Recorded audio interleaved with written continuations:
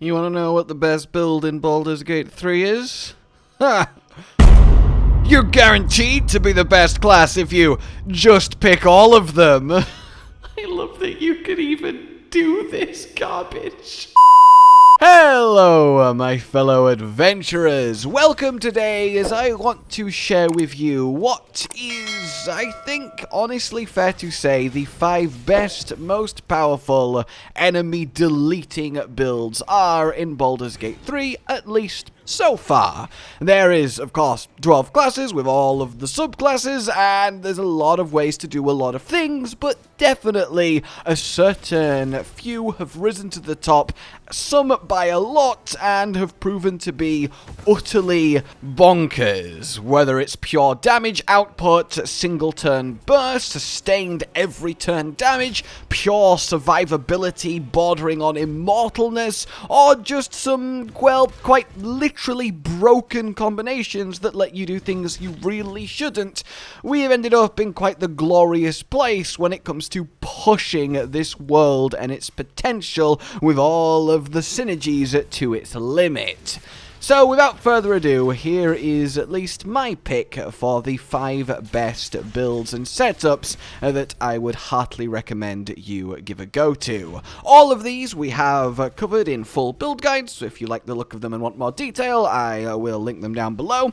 Hopefully, assuming I remember. Starting then at number 5, we have what is the best build for a lone wolf-esque playstyle. A true, I don't need any allies at all, I am just going to be a unstoppable solo god, and nothing will ever kill me. And that's not even an exaggeration. This is a hybrid twixt Abjuration, Wizard, Cleric, and Sorcerer that results in you becoming unkillable due to A, stupid AC, B, a silly amount of raw damage reduction. So you might get hit for 20, but actually it does 0 damage because you are taking it down that hard, and then everyone who hits you or tries to attack you, well, just gets killed for the audacity of doing so.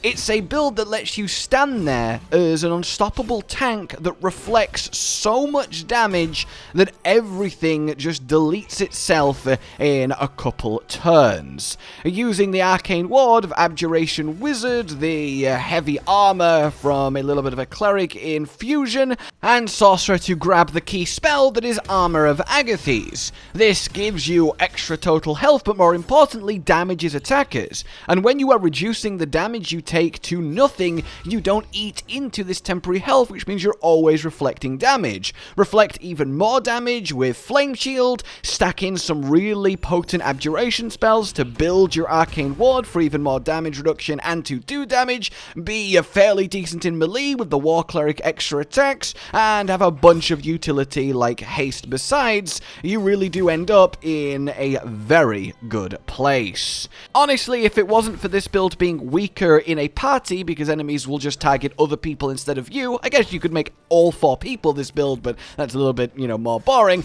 It would be higher up, but its solo nature keeps it at 5. Coming in at number 4 is a combination of Paladin and Warlock. Though you can also do it with Fighter and Warlock, it really depends on which you prefer.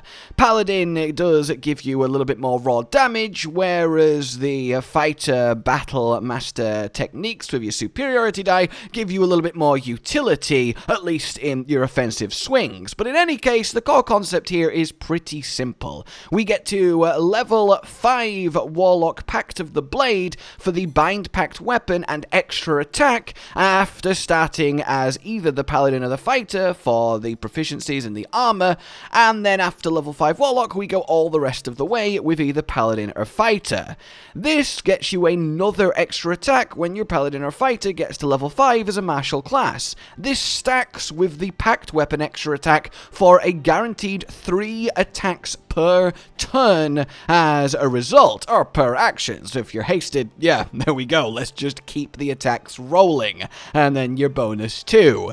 So you can see why this is a little bit nutty. You end up as an incredibly tanky character from the Paladin Fighter with a monstrous amount of damage output from just the sheer amount amount of times you can attack in a turn. And whichever flavor you go for, you still end up in a situation where you dominate the action economy, and in a game like D&D and thus Baldurs Gate 3, that is everything. And then you have all the bags of tricks that either fighter or paladin, and yes, the bit of warlock that you have to bring to the table with a few spells and everything going on there. It really is glorious, evidently, to triple attack every turn with that kind of damage backing you up from the pally or the fighter. And on the fighter side of things, you get all of your techniques back every short rest, and you get all of your warlock stuff back every short rest, so the fighter Warlock version is definitely the most multiple full strength fights a day, whereas the Paladin is stronger in the one fight per long rest. Coming in then at number 3 is, again, something that Warlock very much enables, as, let's be honest, Warlock is just one of the best dipping classes in the game,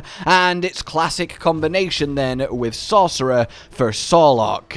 And this makes the best blaster build, i.e. the build that can do the most damage turn after turn after turn. It's not just one bit of burst and overage, it just keeps happening and happening and happening, and that is with amping Eldritch Blast to the max.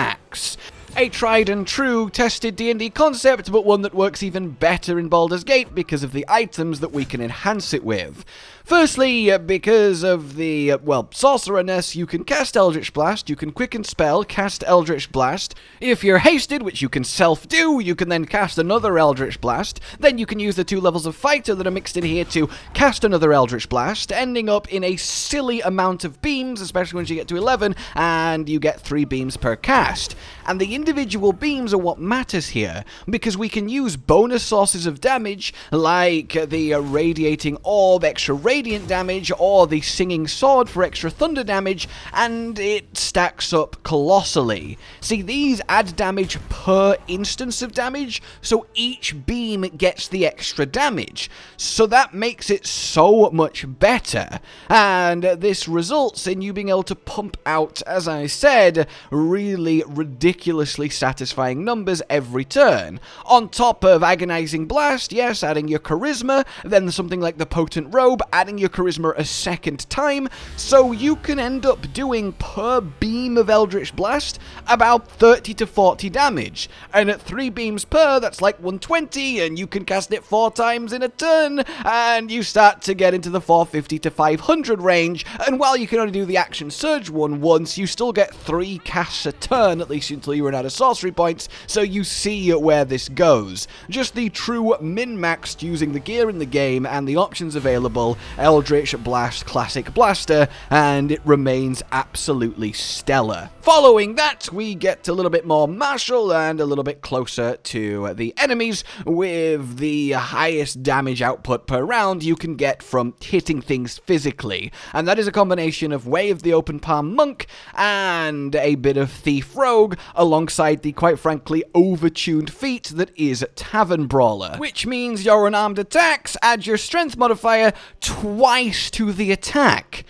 And given that Monk is, well, all unarmed attacks, yeah, it's kinda silly how good this is for monks specifically, because you're not losing anything by unarmed attacks, because that's your whole shtick. This feat is supposed to be a little bit fun for throwing random stuff at enemies or punching them, and it makes that a bit better, and oh, that's nice. But on monk, it just makes you have nuclear palms. And, well, that's the goal here. We take the thief to get the extra bonus action from level 3, and then that means we can double flurry of blows a turn, on top of your regular attacks too, and then we add in some select pieces of gear like the Soulcatcher gloves that add a d10 of force damage for your hits, the boots that add your wisdom modifier to the damage of your hits, there's a few other pieces too, but they're the 2 real cores, and we just start to get this ridiculous amount of punch damage every single turn. If you're hasted, that's 2 actions, 2 bonus actions, punch, punch, punch, punch, punch, each one of them doing like 20 to 50 damage, and you just crunch down your enemies while having all of the tricksy thief and monk shenanigans to fall back on. You're very hard to lock down, you're very evasive, you're surprisingly tanky with decent AC, even though you will most likely be wearing clothing, and ultimately you end up as just one of the most purely efficient both in damage and existing on the battlefield melee characters you could want. It really is something that I think that might get tuned down, specifically Tavern Brawler, but for now, definitely take righteous advantage of it. Finally then, at number 1 is something that's just plain busted. It uses Tempest, Cleric, Destructive Wrath. You knew there was going to be some Destructive Wrath action here, as it's kinda silly strong. The ability to force max damage dice on pure Tempest Cleric is good, but when you just take the level 2 dip to then use it on something even greater, well, it becomes a little bit over the top.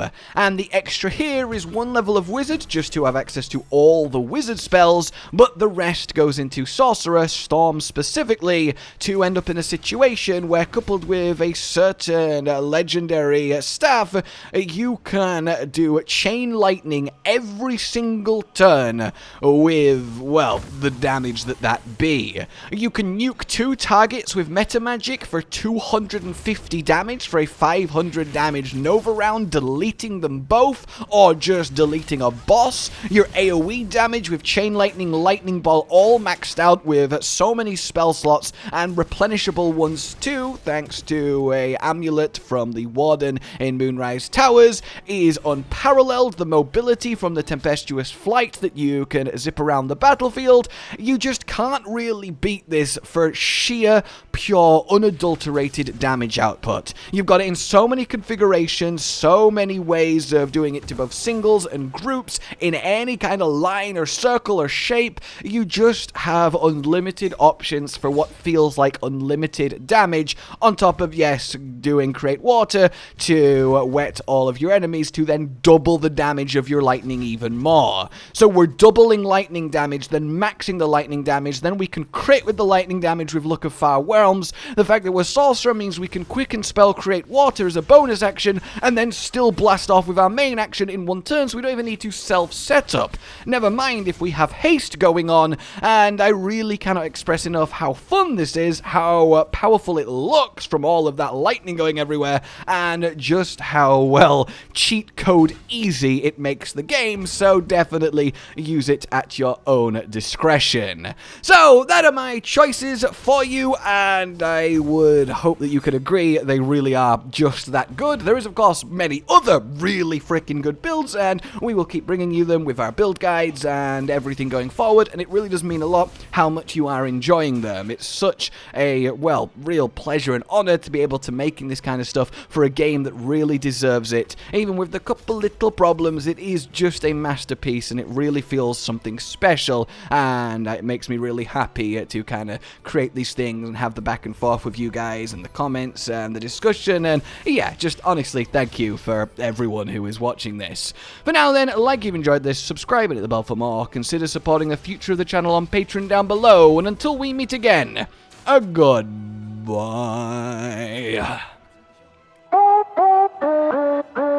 Josh, Cotton, and Hollow with the videos, dropping the humor like a hammer on your tippy toes, bringing entertainment on a daily arrangement to take our insanity and turn it into entertainment. Yes, I said entertainment twice, to reiterate that it is nice to look into your faces on a mostly daily basis when you let us in your homes to make the whole world a stage. Goodbye.